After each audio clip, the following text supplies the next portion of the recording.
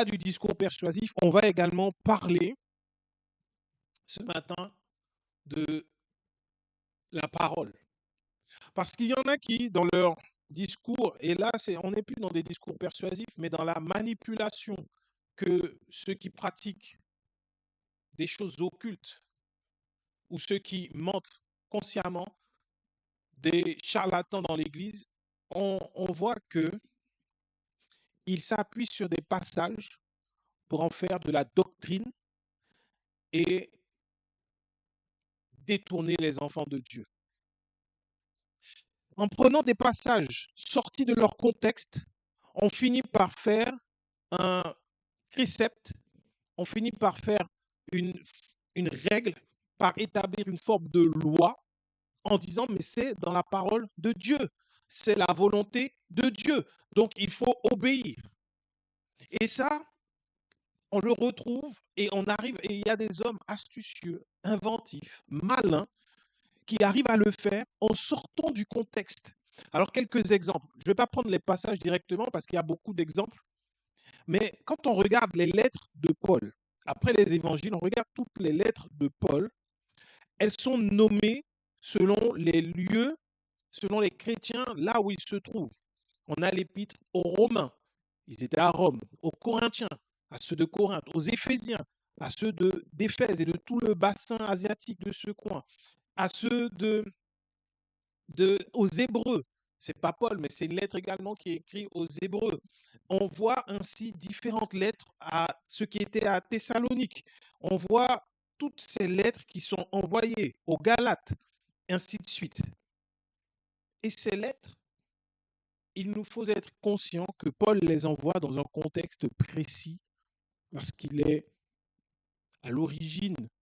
Et si tu regardes Actes des Apôtres, tu vois que c'est parmi son travail missionnaire. Donc c'est aujourd'hui, c'est comme si demain je pars, que l'Église est là, et j'envoie des mails, des indications pour pouvoir administrer, gérer, coordonner l'Église et s'assurer que tout le monde respecte ce qui a été annoncé.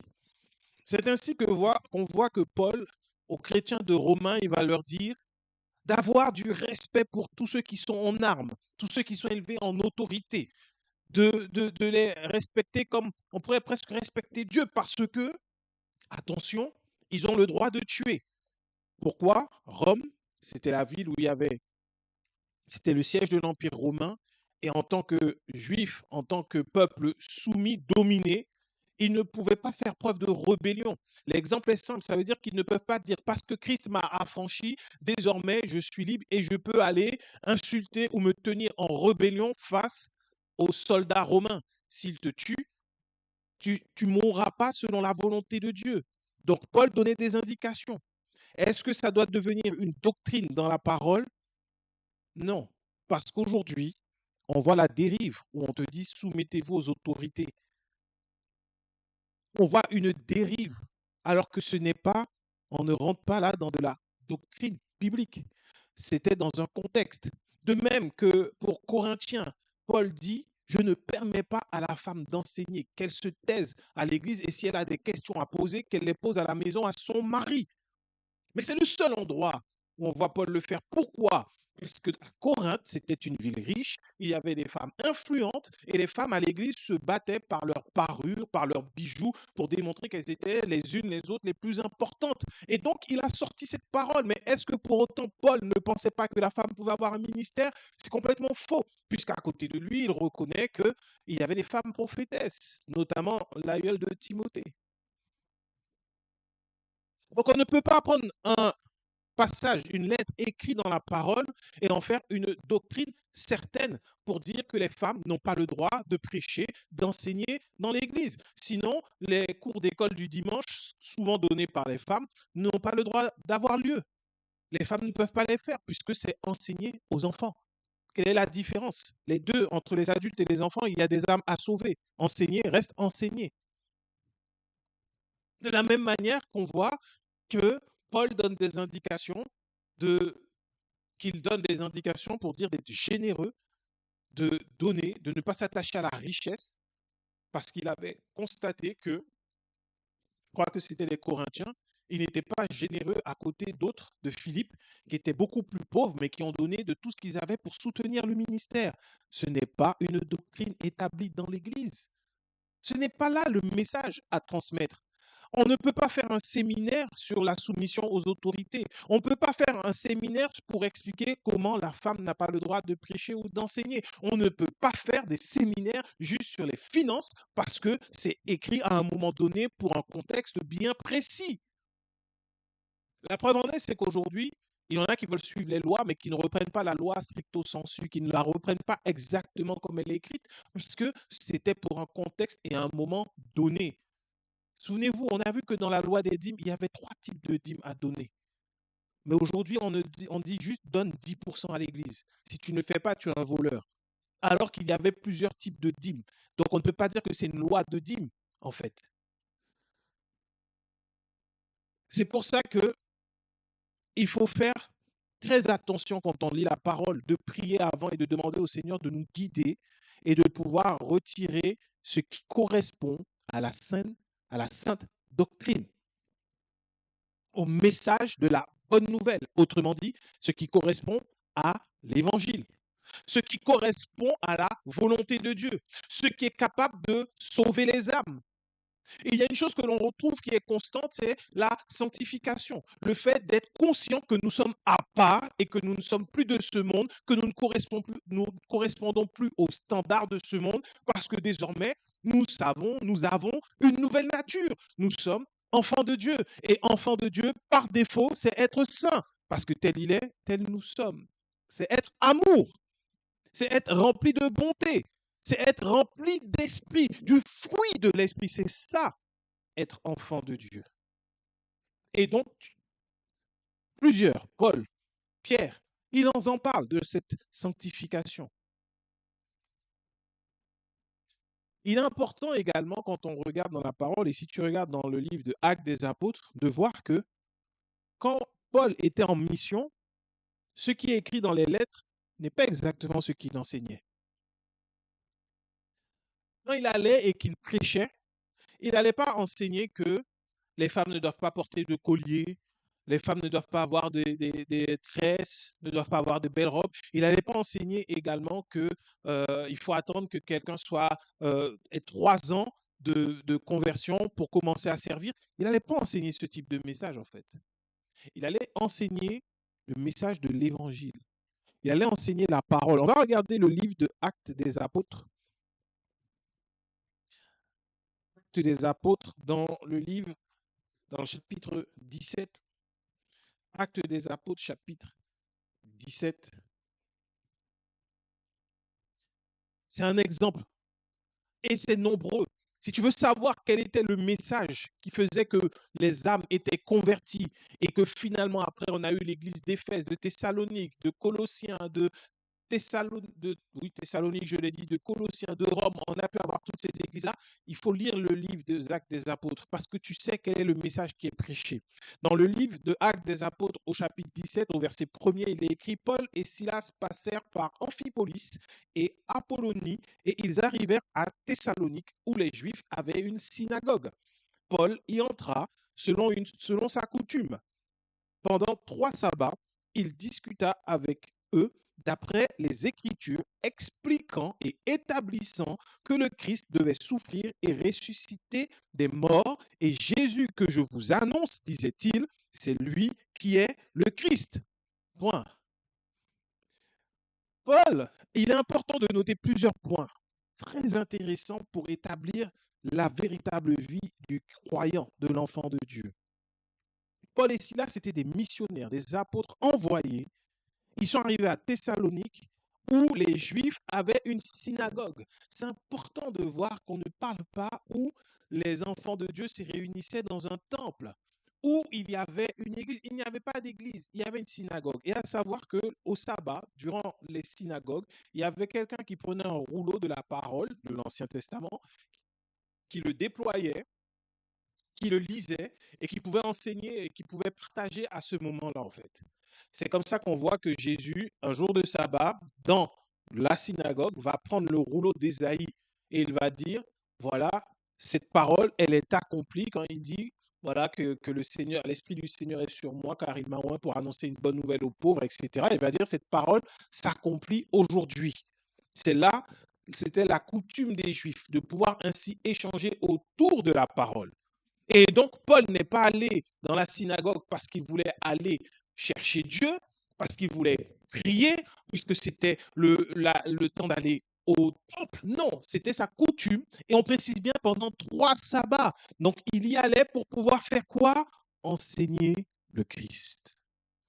Voilà ce que l'on doit entendre dans l'Église, les enseignements sur le Christ. Enseigner le Christ, démontrer que Jésus est le Christ. Paul était là et il expliquait en établissant que le Christ devait souffrir et ressusciter des morts. Et Jésus que je vous annonce, disait-il, Jésus, c'est lui qui est le Christ. C'est ce que Paul s'attachait à faire partout où il allait. Et même lorsqu'il enseignait aux églises, il allait dans un peu plus de profondeur parce que c'était des personnes qui avaient accepté le Christ. Et ensuite, il ordonnait, organisait, arrangeait la vie de l'Église autour de principes qui correspondent au fait que Jésus-Christ est le Christ. Parce que ça veut dire beaucoup de choses que Jésus-Christ est le Christ. Je ne sais pas si on réalise, c'est le cœur même de l'évangile. C'est le cœur même de la foi. C'est le cœur même. Sans cette parole, Jésus est le Christ, il n'y a rien d'autre autour. Dans l'Ancien Testament, dans l'Ancienne Alliance, il est annoncé et tu peux le retrouver à chaque fois qu'il est question d'un sacrifice. On parle du sacrifice du Christ. Quand il était question avec Abraham de sacrifier son fils qu'il aimait, de sacrifier Isaac, c'était une image du Christ. Quand il était question pour Noé d'aller dans l'arche et de subir tout le vent, la pluie, d'être protégé par cette arche, c'est l'arche qui a subi le déluge. Ce n'est pas Noé, ce ne sont pas les animaux, c'est encore une image du Christ qui vient sauver toute la création. Lorsqu'il est question du 4e homme qui marche avec Shadrach, Meshach, Abednego dans le feu, il est encore question du sacrifice du Christ. Lorsqu'Ésaïe prophétise que Jésus-Christ devait venir pour souffrir, il est question de Jésus. Dans tout l'Ancien Testament, lorsqu'on te montre l'histoire de Joseph, trahi par ses frères, jeté, vendu comme un esclave et qui finit par devenir Premier ministre, c'est une préfiguration du Christ. C'est ainsi qu'on doit lire l'Ancien Testament. Lorsqu'on te parle de Jacob qui revient, qui prend le droit d'aînesse, qui le vole parce qu'il ne le méritait pas, ça préfigure ce que Jésus-Christ allait nous donner parce que nous ne méritions pas ce droit d'aînesse. Pourquoi? Parce que nous étions menteurs comme Jacob. Mais avec ce droit d'aînesse, tu peux réussir. Même si ta nature, c'était menteur, puisque c'est comme ça qu'on l'avait appelé. C'est ce que ça signifie. C'est pour cela qu'on ne peut pas passer à côté du fait d'enseigner que Jésus est le Christ, de démontrer par les Écritures que Jésus est le Christ. Jamais s'arrêter pour dire tu as besoin de dominer dans ce monde en montrant que tu es riche pour Dieu. Ça ne sert à rien du tout. Parce que même la sagesse de Salomon, sa richesse, c'était juste pour démontrer que dans le Christ, nous avons tout pleinement. Ce n'était pas pour aller faire des alliances et des prières comme Salomon pour être enrichi. Le Christ était caché dans ce récit également et il était la sagesse. Il était la sagesse de Salomon. Celui qui a donné à Salomon d'avoir toute cette richesse par la sagesse. Si tu lis bien toute la parole, tu verras dans l'Ancien Testament que Jésus-Christ est constamment présent. Voilà pourquoi quand il vient sur terre, que dans le livre de Jean, il est écrit qu'il est la parole faite chair. Il est question de lui. Dès le commencement, il était auprès du Père, faisant et ravissant le Père avec cette relation. Et il a décidé de venir sur terre, de prendre un corps mortel pour que nous soyons sauvés. C'est l'histoire du Christ. C'est Jésus. Voilà pourquoi tu peux t'attacher à démontrer le Christ. Car quiconque reçoit Jésus est sauvé. On va regarder ensemble le livre de Jean, Jean 3. Parce que Jésus-Christ lui-même, il donne les clés du royaume. Il y en a beaucoup qui veulent rentrer dans un royaume pour devenir des rois, pour devenir des puissants, pour devenir forts, pour pouvoir enfin démontrer qu'ils sont supérieurs et qu'ils arrivent à faire des choses. Mais ce n'est pas pour ça que nous devons entrer dans le royaume de Dieu. C'est parce que Jésus est le Christ. Voilà le message qui doit être annoncé à l'Église. Quelle que soit la façon, quel que soit ce que l'on fait, à la fin, on doit ressortir de là avec une conviction encore plus forte que Jésus-Christ est le Christ. Que Jésus, celui qui est né à Nazareth, celui qui a été annoncé, celui que dont les mages suivaient l'étoile, il est le Christ. Voilà ce que tu dois ressortir avec une pleine conviction. Parce qu'au jour de la tempête, au jour de l'épreuve, ce qui va te tenir, ce qui va te fortifier, c'est de savoir que Jésus-Christ est là avec toi. Si tu ne connais pas Jésus, ta foi, tu n'as pas de foi d'ailleurs. Parce que la parole qui nous donne la foi est celle que l'on entend. Il faut bien être conscient, la foi vient de ce que l'on entend, ce que l'on entend vient de la parole de Christ. C'est pour cela que ta relation personnelle avec Dieu ne peut pas passer par le message du dimanche.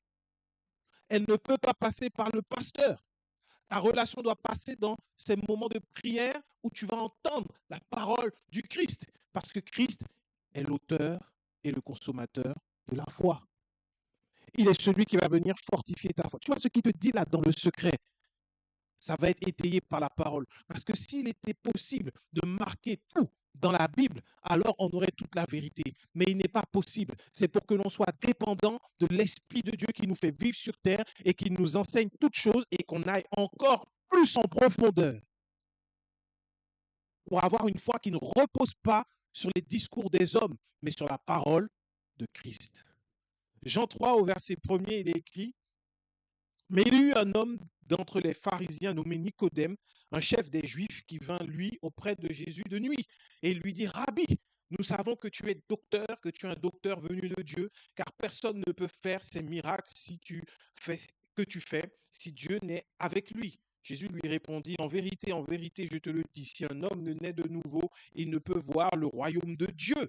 Nicodème lui dit: mais comment un homme peut-il naître quand il est vieux? Peut-il entrer dans le sein de sa mère et naître? Jésus répondit: en vérité, je te le dis, si un homme ne naît d'eau et d'esprit, il ne peut entrer dans le royaume de Dieu. Ce qui est né de la chair est chair, ce qui est né de l'esprit est esprit. Ne t'étonne pas que je t'ai dit qu'il faut que vous naissiez de nouveau. Le vent souffle et où il veut, et tu en entends le bruit, mais tu ne sais d'où il vient ni où il va. Il en est ainsi de tout homme qui est né de l'esprit. Nicodème lui dit: comment cela peut-il se faire? Jésus lui répondit: tu es le docteur d'Israël et tu ne le sais pas, et tu ne sais pas ces choses.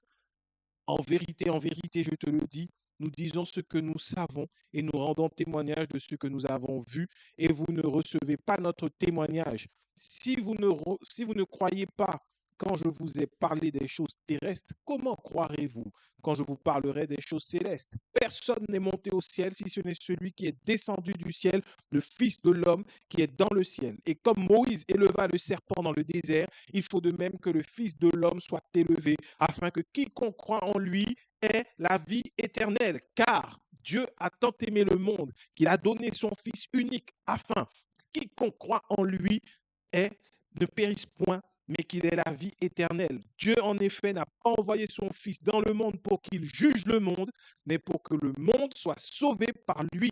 Celui qui croit en lui n'est point jugé, mais celui qui ne croit pas est déjà jugé parce qu'il n'a pas cru au nom du Fils unique de Dieu. Et ce jugement, c'est que la lumière étant venue dans le monde, les hommes ont préféré les ténèbres à la lumière parce que leurs œuvres étaient mauvaises. Amen. C'est clair. C'est Jésus qui parle à un docteur, le docteur d'Israël, Nicodème, qui demande comment faire pour entrer dans le royaume. Il vient le voir de nuit et il vient lui demander comment faire. Jésus dit qu'il faut naître de nouveau, naître d'eau et d'esprit. L'eau de la parole. L'eau de la parole, l'esprit de vie. Pourquoi je dis l'eau de la parole? Parce que ce n'est pas l'eau du baptême qui te sauve. Le baptême est un acte symbolique qui signifie que j'ai décidé de faire sécession avec le monde et je viens en Christ. C'est un témoignage tripartite entre Dieu, les hommes et le monde occulte qui voit. Lui, il reconnaît publiquement Jésus-Christ. Voilà à quoi sert le baptême, de reconnaître publiquement Jésus-Christ. Mais être né d'eau, c'est avoir reçu la parole de Christ. Pourquoi? Parce que sa parole est la parole de vie. Sa parole est l'eau de vie. Tu te rappelles quand il parlait avec la femme près du puits, il lui a dit qu'il avait une eau qui était bien meilleure que celle qu'elle venait puiser et qu'elle n'aurait plus jamais à puiser s'il la recevait. Il ne parlait pas d'une eau naturelle. Il parlait de la même eau là dont il parle à Nicodème. Il parlait de la parole, le fait de savoir qu'il est le Christ. C'est pour ça qu'il dit à Nicodème, tu ne connais pas ces choses. Parce que la parole, dans la parole, il est question de lui, de A à Z. Et quand tu es docteur normalement de la loi, quand tu es docteur en Israël, tu dois connaître exactement la parole et savoir que tout mène au Christ. Et Jésus dit que quiconque croit en lui a la vie éternelle. Tu reçois la parole et l'eau de vie et tu vis éternellement. Et l'esprit, parce qu'il dit bien que c'est celui qui naît d'eau et d'esprit, donc l'esprit derrière, il vient faire quoi?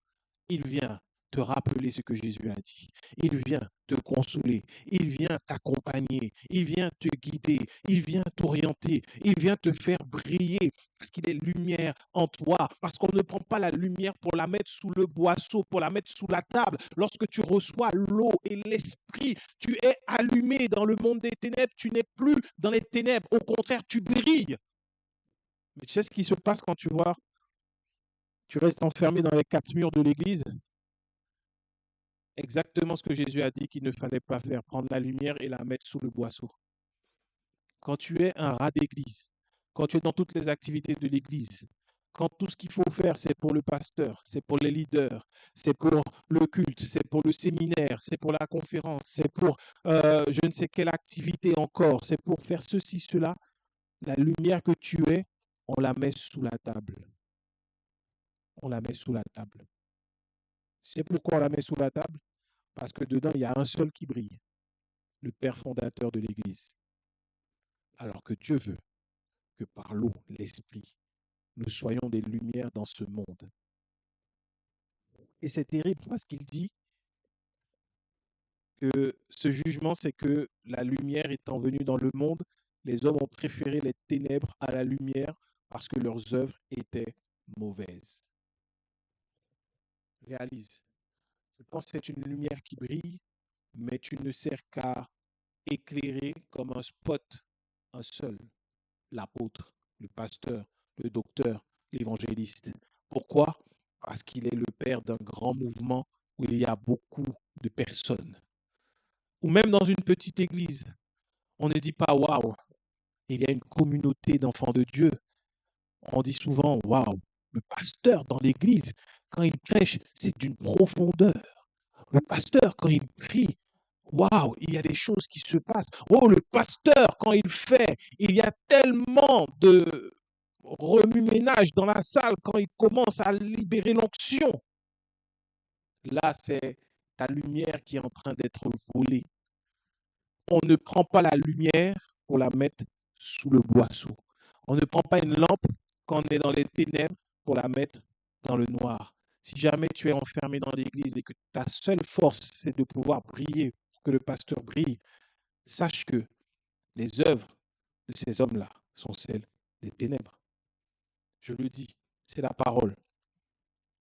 Parce qu'en vérité, si tu regardes bien, un pasteur qui fait le travail, la lumière n'est pas sur lui. La lumière est sur Jésus-Christ. Premièrement. Deuxièmement, lorsque le pasteur fait le travail, la lumière sera sur les enfants de Dieu. On verra dans l'Église des personnes qui, dans le monde, dehors, dans les ténèbres, brillent. Souvent, dans le monde, on a des exemples. On se dit, waouh, mais c'est merveilleux le talent que peut avoir tel joueur de football. Il est trop bon, il est trop fort. Ou sinon, c'est beau. Regarde comment tel joueur de basket, on prend Stephen Curry, il met tout le temps des 3 points, c'est magnifique. Mais est-ce qu'on connaît le nom de son premier entraîneur? Non. Est-ce qu'on connaît le nom de l'entraîneur de Cristiano Ronaldo, son premier entraîneur, celui qui l'a fait avancer? Je ne parle pas de quand il a commencé à être connu, mais celui qu'il a été à devenir footballeur et à être dans le monde professionnel. Est-ce qu'on connaît également la personne qui a appris à chanter à Beyoncé, par exemple? C'était qui son maître, son professeur de chant, si on prend les exemples du monde? Un pasteur doit être cette personne qui, dans l'ombre, œuvre à ce que la lumière que tu as déposée en toi brille pleinement.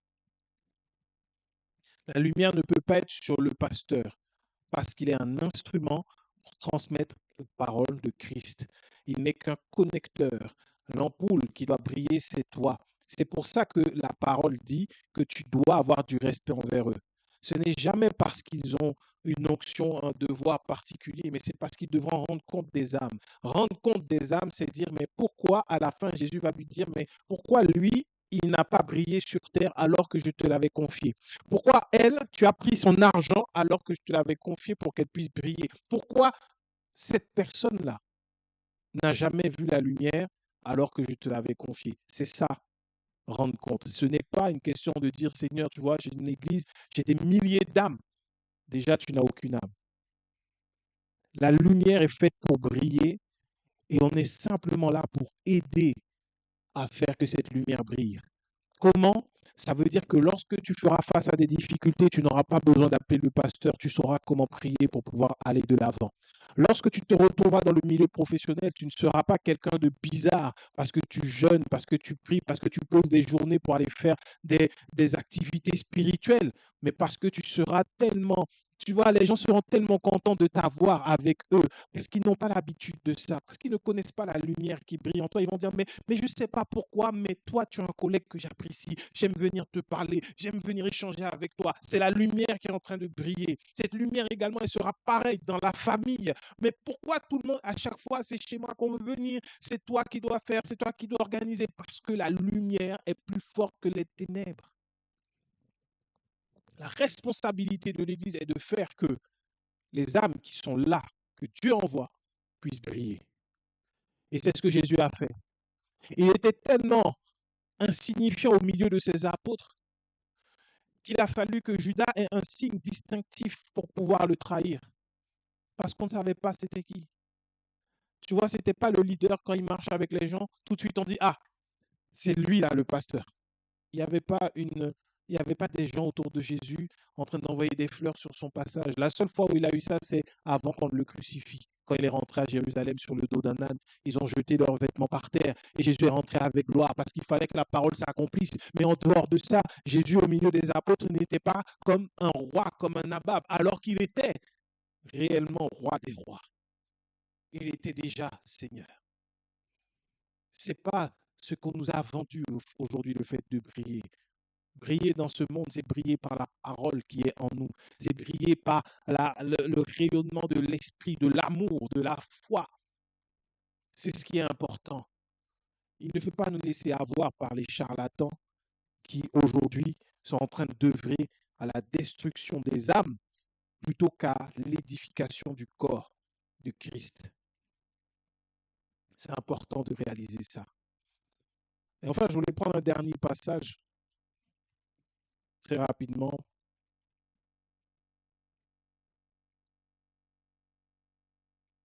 Et j'avais un marque-page qui est parti de là. Mais c'est dans le livre de Actes des Apôtres, toujours.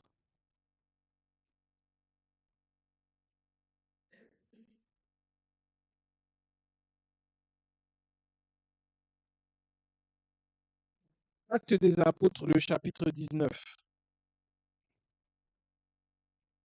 On va lire du verset 8 jusqu'au verset 16. C'est très intéressant pour terminer. Acte 19, 8 à 16 nous dit que ensuite Paul entra dans la synagogue où il parla librement pendant 3 mois.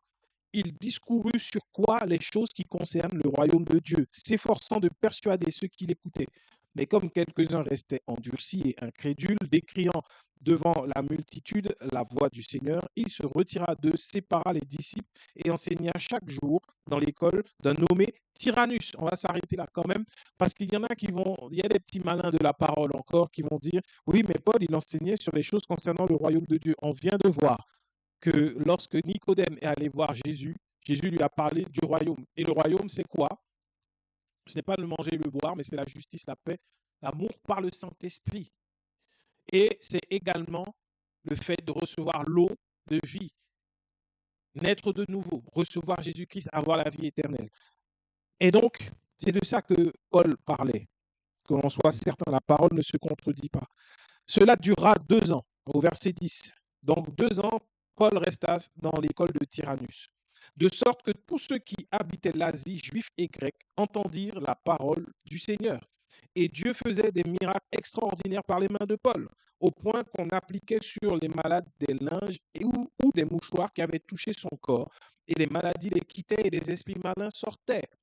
Donc le contexte, c'est qu'il y a une telle effervescence à cause de la parole, parce que cette parole rayonne et qu'elle brille à travers également Paul, que les mouchoirs qui venaient comme ça sur lui, ils étaient pris, après on les envoyait, on les mettait sur les malades. On a vu des hommes essayer de refaire la même chose, et l'histoire, le temps aura démontré que c'était des charlatans aussi.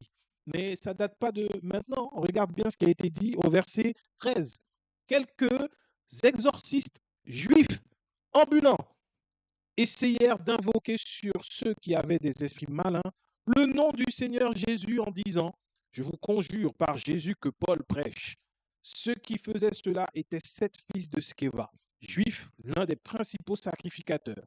L'esprit malin leur répondit, je connais Jésus et je sais qui est Paul, mais vous, qui êtes-vous? Et l'homme dans lequel était l'esprit malin s'élança sur eux, se rendit maître de tous deux, et les maltraita de telle sorte qu'ils s'enfuirent de cette maison nus et blessés. Cela fut connu de tous les Juifs et de tous les Grecs qui demeurèrent à Éphèse, et la crainte s'empara d'eux, de tous, et le nom du Seigneur Jésus était glorifié. Et si tu vas plus loin, d'ailleurs, on peut lire plus loin, plusieurs de ceux qui avaient cru venaient confesser et déclarer ce qu'ils avaient fait, et un certain nombre de ceux qui avaient exercé les arts magiques, ayant apporté leurs livres, les brûlèrent devant tout le monde, on en estima la valeur à 50 000 pièces d'argent. C'est ainsi que la parole du Seigneur croissait en puissance et en force. Amen. Des exorcistes ambulants, ça veut dire quoi? Ça veut dire qu'ils marchaient partout, se faisaient payer pour chasser les démons. Et comme ils avaient entendu parler et qu'ils voyaient que Paul, il suffisait juste qu'un linge touche, ses vêtements le touche, et que les démons partent, ils se sont dit, bon, les gars, le business, il est juteux, il est fleurissant. Donc, on va aller aussi et on va chasser au nom de Jésus que Paul prêche. Parce qu'il y a des miracles qui se font. Et il y a des gens qui disent, non, moi, le papa spirituel que j'ai, quand je vais prier, tu verras, son onction coule aussi sur moi. J'ai reçu de son manteau, j'ai reçu de sa capacité. C'est ça. Les fils de Sceva s'amusaient à faire ça. Et la Bible nous dit qu'un démon qui s'est rendu euh, maître d'eux. Un démon, pourquoi? Parce qu'il ne croyait pas en Jésus. Il voulait se faire de l'argent et il pratiquait de l'occultisme. Pourquoi je sais qu'il pratiquait de l'occultisme? Parce qu'on dit que ce sont des exorcistes juifs, fils d'un sacrificateur. Il le pratiquait parce que les personnes même qui pratiquaient, certainement avec eux, après sont allés jeter leurs livres et les brûler. C'est bizarre quand même que la parole précise là que beaucoup crurent. Et il y a des endroits où on dit beaucoup ont cru et ils sont allés confesser leurs péchés. Beaucoup ont cru et toute la ville est venue. Il y a eu des miracles. Beaucoup ont cru et c'est ainsi que toute la ville a été transformée. Là, c'est beaucoup ont cru et ceux qui pratiquaient la magie sont allés jeter leurs livres. Ça veut dire que les gars faisaient de la magie pour chasser des démons soi-disant. C'était des charlatans exorcistes juifs. Ça veut dire qu'ils venaient avec un discours qui ressemblait à celui de la parole parce qu'ils connaissaient, parce que leur père était sacrificateur. Ils avaient donc du crédit devant le peuple. Les gens les appelaient pour qu'ils puissent venir faire un travail spirituel que seul Christ pouvait faire. Et quand ils ont vu que ça marchait gratuitement avec Paul, ils se sont dit, on va profiter de ça et on va dire au nom de Jésus que Paul prêche. Et le démon va dire, je connais Jésus. et je sais qui est Paul. C'est deux choses différentes. Connaître et savoir. Je connais Jésus. Pourquoi il dit ça? Parce que Jésus les a vaincus. Ils le connaissent. Ils ont fait face à lui et ils ont perdu. Et ils savent qui est Paul. Pourquoi? Parce que Jésus brille en lui. Ils n'ont pas dit on connaît Paul, parce qu'à chaque fois que Paul agissait, c'était Jésus qui opérait, pas Paul. On sait qui il est. On sait qu'il est une ampoule que Jésus utilise pour nous éclairer et nous chasser. On sait que la lumière passe à travers lui. On sait qui il est, mais on connaît Jésus. Les démons savent quelle est l'œuvre de Jésus achevée à la croix. Et quand tu ne le sais pas, il se passe ce qui se passe avec les fils de Sceva, ils se rendent maîtres et tu repars nu, humilié, alors que tu es venu au nom de Jésus, mais que Paul prêche. Ce n'est pas au nom de Jésus que Paul prêche que tu viens. Tu viens au nom de Jésus, Fils de Dieu, qui a triomphé à la croix et par qui nous avons la victoire. Et parce que désormais il brille et il vit en moi, je prends autorité sur toute puissance de l'ennemi. C'est comme ça que tu as la victoire. Ne nous y trompons pas, ne nous laissons pas avoir. La foi vient de ce que l'on entend de la parole de Christ. Pas de la parole d'un homme, de la parole de Christ. Cette parole, tu vas la recevoir dans un message. Dans un message, il y a toujours une partie humaine. Il y a une partie humaine parce que ce n'est pas un robot qui parle. Et c'est pour ça que tu dois recevoir ce qui vient de Dieu et entendre. Parce que souvent, dans un message, il y a des choses, il y a des personnes, pendant un message, ils entendent et ils reçoivent une parole pour eux-mêmes, ou des fois pour l'Église ou pour l'Assemblée. C'est la parole de Christ dont tu as besoin pour ta vie. Et tu dois t'y attacher pour que ta foi soit ferme, soit forte. Parce que de tout temps, en tout lieu, les hommes ont toujours utilisé la parole de Dieu pour détourner d'autres hommes et leur faire faire, non pas la volonté de Dieu, mais leur volonté. La prière, c'est que vraiment, ce jour, nous puissions recevoir la parole de Christ et vivre et marcher par cette parole, et que dans sa grâce, la vie éternelle que nous avons reçue en recevant cette eau qu'il est, puisse nous se manifester pleinement et que nous puissions briller dans le nom de Jésus. Amen.